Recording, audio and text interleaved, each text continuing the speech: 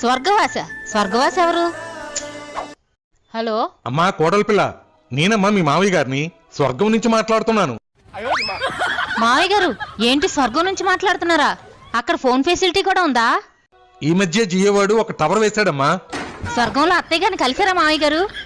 అత్తకు మించిన అందగత్తెలు ఉన్నారమ్మా. ఇప్పుడు అత్త ఎందుకమ్మా? అంత అందగత్తులుంటే వాళ్ళతో డాన్స్ వేసుకోకుండా నాకెందుకు ఫోన్ చేశారు మావయ్య గారు? మన ఎదురింటి శంకర్రావు గారు లేడు? వాళ్ళ ఎదురింటి ఆవిడ తన సినిమాకి వెళ్ళాడని వాళ్ళ ఆవిడ కొట్టి కొట్టి చంపేసింది కదా మావయ్య గారు. ఈ విషయం మీకు కూడా తెలుసు కదా. వాడు నా దగ్గర ₹1,00,000 అప్పుగా తీసుకున్నాడమ్మా. డబ్బులైతే ఇచ్చేసాలే, కానీ వాడు రాసిచ్చిన ప్రామిసరీ నోటు నేనివ్వడం మర్చిపోయాను.